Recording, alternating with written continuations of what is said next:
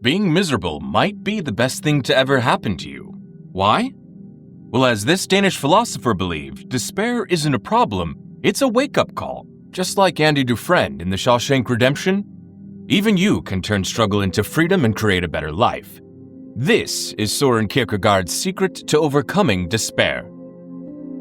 Kierkegaard saw despair everywhere. To him, it wasn't just a bad day or a temporary mood. It was built into the human experience. It is rare, very rare, that one is not in despair, he famously said. What he meant was that most of us are struggling with a deep, hidden sense of dissatisfaction, even if we don't know it. We live disconnected from who we really are. Think about it. We chase promotions, upgrade to the latest gadgets, curate perfect social media profiles, and fill our schedules with distractions. Why? To drown out that vague emptiness lurking in the background. But Kierkegaard warned that this approach doesn't work. In fact, it makes things worse. Instead of addressing the real problem, we create a life that looks great on the surface, but feels empty beneath it. He compared it to having a hidden illness. Outwardly, you seem fine, maybe even successful, but inside, you're crumbling. This, Kierkegaard said, is what unconscious despair feels like. You're suffering without realizing it. It's sneaky because it hides behind the idea of a normal life. You convince yourself you're doing well because you've checked off the boxes. Good job, new car, big house. But then, late at night, when the noise dies down, that nagging thought creeps in. Is this really it? Kierkegaard compared this kind of despair to a disease with no visible symptoms. The longer it goes untreated, the more damage it does. He believed that modern society only feeds the problem. We're constantly bombarded with messages about what we should want: wealth, fame, status, beauty. But here's the catch. When you achieve those things and still feel empty, you're hit with an even deeper despair. It's like climbing a ladder only to find out it was leaning against the wrong wall the entire time. For Kierkegaard, this kind of despair is dangerous because it sneaks up on you. It doesn't announce itself with obvious suffering. Instead, it lets you think you're fine, so you keep going through the motions, working, scrolling, chasing goals, without ever stopping to ask, what's really wrong? Kierkegaard believed modern society feeds this kind of unconscious despair by glorifying shallow values. We're told that wealth, popularity, beauty, and power are the ultimate signs of success. But these things don't nurture who we are on the inside. They distract us, pulling us further away from what Kierkegaard called our true self. The more we achieve these goals, the more we risk becoming strangers to ourselves. Andy Dufresne's journey in the Shawshank Redemption starts exactly here. He's hit by a tragedy that would plunge anyone into despair. Wrongfully imprisoned for the murder of his wife and her lover. In an instant, everything he built as a successful banker is gone. He's thrown into a prison system designed to break people down, surrounded by violence, corruption, and hopelessness. Kierkegaard describes this state as the despair of weakness, the feeling that your life is no longer in your control and there's no way out. For Andy, this despair isn't just metaphorical, it's real. He's physically trapped, stripped of freedom, and forced to live in an environment where survival depends on compliance. His life, once defined by routine, structure, and control, has crumbled into chaos. At first glance, Andy seems defeated. He's quiet, cooperative, and does what he's told. He keeps his head down and stays under the radar. To the guards and other prisoners, he looks like someone who has given up. But Kierkegaard would say that this outward calm is deceiving. Andy's real struggle isn't what people see, it's what's happening deep within him. The despair of weakness, according to Kierkegaard, often manifests as passivity. You go through life like a ghost, doing what's expected but feeling disconnected from it all. You don't fight back because the world seems too overwhelming to confront it. And yet, Kierkegaard argued that this kind of despair can be the start of something powerful. It's a signal that something inside you is ready to change. But to move forward, you have to recognize the despair for what it is and confront it head-on. This is exactly where Andy's journey takes a turn. Kierkegaard believed that despair stems from a misalignment within the self, a disconnect between who we truly are and the life we're living. When we define ourselves by things outside of us, like our job title, our social status, our relationships, we're vulnerable. Those things can disappear, and when they do, we're left questioning our identity. Andy experiences this firsthand. His identity as a successful banker no longer matters within Shawshank's walls. His career, his reputation, his carefully constructed life, it's all gone.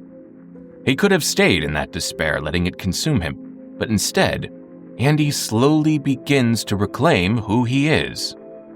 For Kierkegaard, despair wasn't something to fix like a broken faucet. It was a wake-up call, a signal that your life is out of sync with who you're meant to be. He believed despair arises when we live by society's rules instead of our own values. We chase what we're told will make us happy. Again, wealth, beauty, power, and status. But when we finally get those things and still feel empty, despair shows up to remind us you've been chasing the wrong dream. Andy Dufresne's initial despair in the Shawshank Redemption is a perfect example. Andy starts to confront his despair when he stops seeing Shawshank as a life sentence and starts reclaiming pieces of himself. He doesn't just survive, he finds purpose. He takes on the role of the prison's financial advisor, helping guards with their taxes and managing the warden's dirty money. But this isn't just about self-preservation. It's Andy's way of staying connected to his identity as a problem solver and thinker. He also secures funding to expand the prison library, giving inmates access to books and education. In Kierkegaard's terms, this marks Andy's shift from living an aesthetic life to an ethical life. Kierkegaard described the aesthetic life as one focused on pleasure, comfort, and external rewards, things like wealth, social approval, or status symbols. But when those things fail to bring lasting happiness, people hit a wall. That's when despair creeps in, forcing them to ask bigger questions. What really matters? The ethical life, Kierkegaard explained, is about moving beyond surface-level pleasures and living with integrity. It's about making choices that align with your core values, even when it's difficult. Andy's actions, helping others, enriching the lives of fellow inmates, show that he's no longer just surviving. He's living with purpose, even in the bleakest conditions. But Kierkegaard warned that even living ethically isn't enough to fully escape despair. To truly overcome it, you need a leap of faith. This leap isn't necessarily about religion, it's about taking a risk without knowing if it will work out. It's trusting that even in uncertainty, growth is possible. Andy's leap of faith is literal. Over 19 years, he chips away at his prison cell wall with a tiny rock hammer, hiding the evidence behind a poster of Rita Hayworth. It's a painstaking, risky process. If he's caught, the consequences could be severe. But he keeps going, night after night. Kierkegaard would say this is the essence of the leap of faith, acting with conviction even when the outcome is uncertain. Kierkegaard believed that life demands risk. To dare is to lose one's footing momentarily. Not to dare is to lose one's self, he wrote. Avoiding risk, he argued, leads to stagnation. For Andy, daring to act wasn't just about escaping the prison, it was about reclaiming his freedom and his belief in something greater. His journey reminds us that there will never be a perfect moment to act. You just have to trust yourself and take the leap. But here's the catch.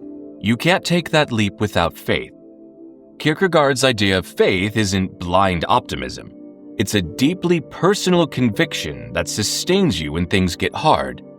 Andy's faith isn't tied to religion, it's tied to hope. He tells Red, hope is a good thing, maybe the best of things. For Kierkegaard, hope is crucial because it allows you to face despair without being consumed by it.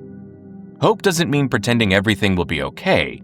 It means believing that even when things are at their worst, you're capable of growth and change.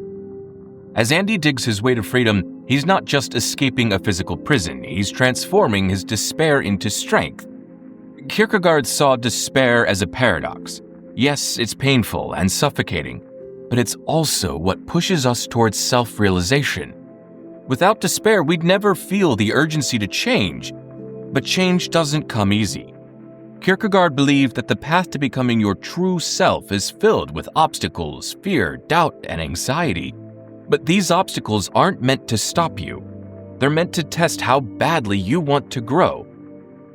This brings us to Kierkegaard's idea of anxiety, which he called the dizziness of freedom.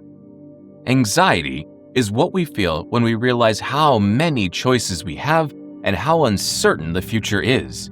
It's like standing on the edge of a cliff knowing you could jump or stay where you are. Andy felt this anxiety every time he chipped away at the wall, wondering if he'd ever see the other side. But instead of letting it paralyze him, he used it as fuel. For Kierkegaard, anxiety isn't something to avoid, it's something to embrace. It's a sign you're on the brink of growth. When Andy finally crawls through that tunnel and stands in the rain, it's not just a physical escape, it's a rebirth. He's free, not just from the prison walls, but from the despair that once weighed him down. Kierkegaard believed that freedom doesn't come from escaping hardship. It comes from finding meaning in the struggle. Andy's journey wasn't just about reaching Zihuatanejo, it was about reclaiming who he was and living a life that reflected his true self. Kierkegaard's message is universal. Despair isn't the enemy, it's the catalyst for growth. The leap of faith doesn't have to be grand. It can be as simple as making a tough decision, ending a toxic relationship, or finally pursuing that long-forgotten dream. Every moment of despair is an invitation to change. And just like Andy Dufresne, if you trust yourself and take the leap, you might find that the freedom you've been searching for was within you all along. So the next time you feel stuck or overwhelmed, ask yourself, what would Kierkegaard do? His wisdom shows us that growth doesn't come from avoiding challenges, but from facing them and trusting ourselves to move forward. True freedom comes when you embrace who you are and take the leap of faith. If Kierkegaard's ideas inspire you, don't forget to like this video and subscribe to the channel for more simple and powerful insights into life and philosophy.